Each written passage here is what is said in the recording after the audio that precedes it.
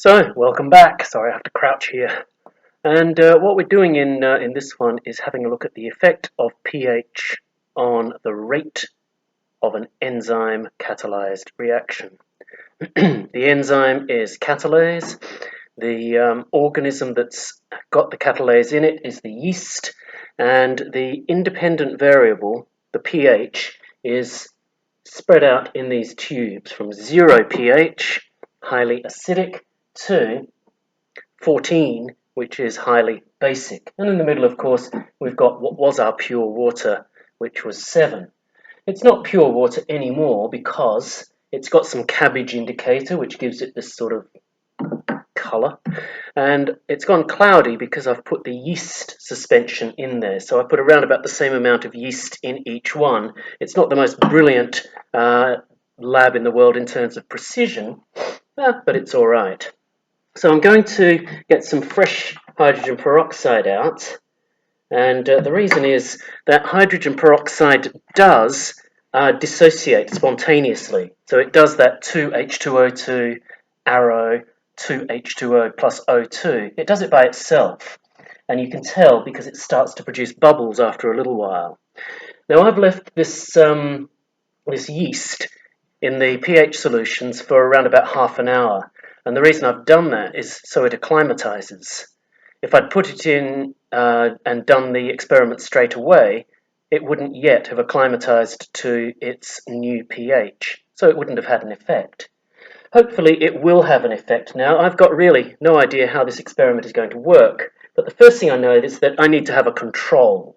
So here's my control. I'll put this much, which is like 1 dollop of this, about 3 milliliters, in here, and at the end we'll have a look at it to see how much froth it's produced.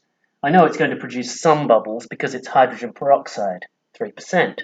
So let's go. I've got my rubbish little table here where I can just write my rough results down, and let's put our hydrogen peroxide into water first. Just pH 7. Let's see what it does. A little bit, it's rising up. So pH 7, we'll wait for that to go, and it's actually quite a lot. I can see it down there. It's now up to 3.5 centimeters, that's 35 millimeters. Probably not going to go much further.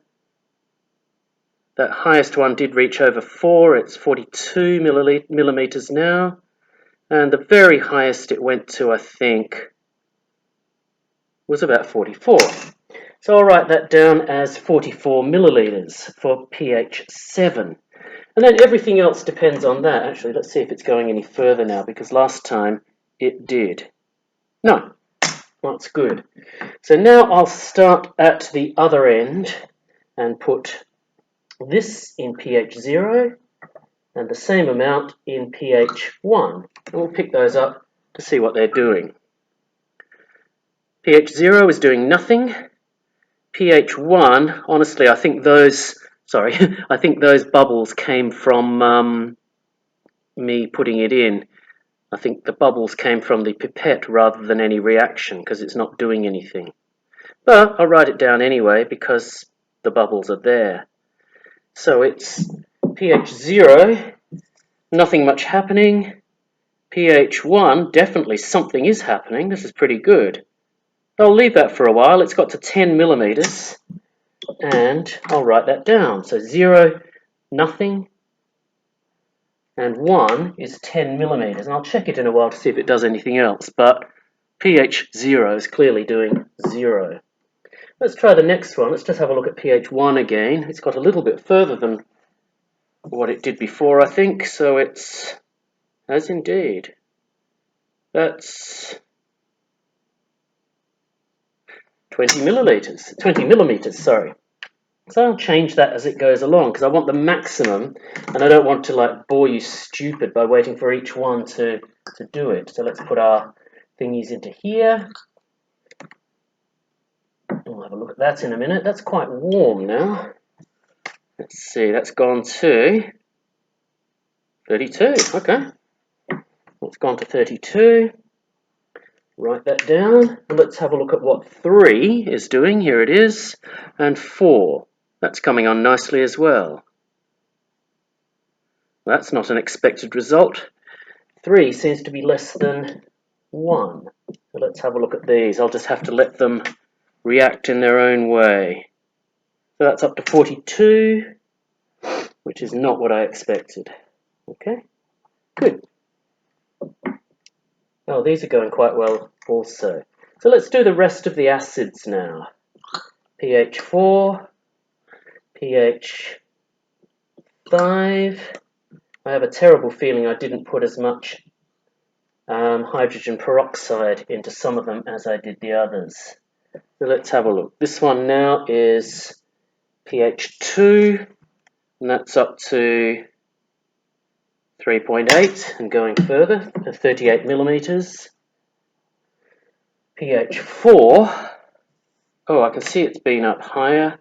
I can see it's going bubbling nicely now. It's been up to 20 millimeters, but it's really bubbling. pH 4 is now at 43. pH 5 it's been higher a bit. No, it hasn't. 37. How interesting. And pH 6, that's going rather nicely. It seems to have been up to the top at some stage. Still bubbling away nicely, and that's at 53. Ugh, I missed one. What did I miss out on? Oh, let's have a look at this one. That's okay. That didn't go any further than 44. This pH of 7. pH of 5 I didn't measure, and that is 34. How interesting. Just to me, anyway. So now, let's go back and have a look at some of those others. So in the acid, it's working quite nicely, except for pH of 0, which is a dead loss. So let's check my control. My control is doing nothing. So all of this that happens so far seems to be because of the action of catalase. My control seems to tell me that nothing's going to have happened up to now without the catalase. And now let's have a look at pH of 8, pH of 9, 10, and 11. We'll do the others in a minute. So pH of 8, come on nicely. That's a huge amount of bubbles. Oh no, it's not. It's coming up to the top there. I think we'd better measure that in a while because it's still bubbling away merrily. And pH of 9, that's come on nicely as well. Oh, it's sort of stopping.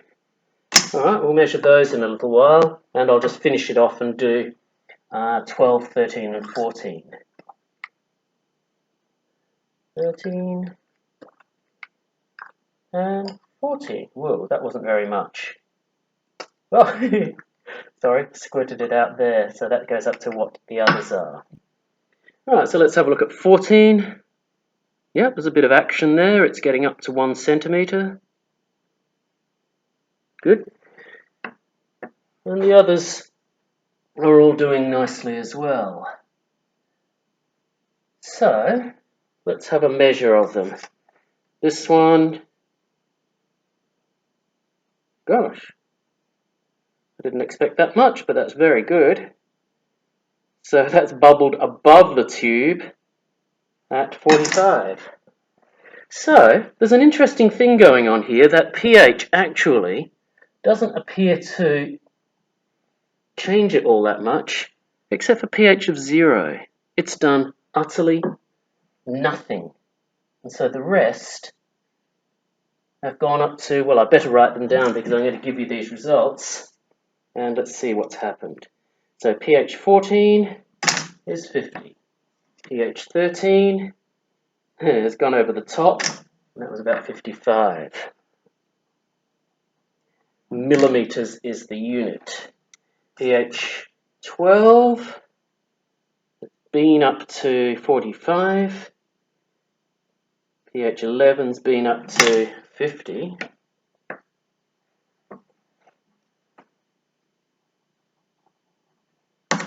And what have I got to do? 10 and 9.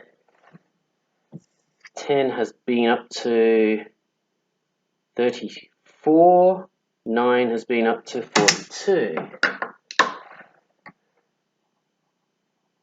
And finally 8, the last one I have to measure, has left its trail at 40. So, hang on, I'll just move this to here. One thing's pretty clear, that I didn't leave it long enough in the pH solutions to acclimatize. It needed more than an hour to show the full effect. But one of them really did have a massive effect, and that is the 0. Absolutely nothing has happened there, and we've got to know why. So we have to look at the idea of what happens to the globular structure of proteins when the pH changes. With a pH of 0, it's got a very high concentration of H plus ions. And what I'd like you to consider is how an increased concentration of H plus ions will affect ionic bonds and hydrogen bonds within the protein structure. Okay? Good luck with that.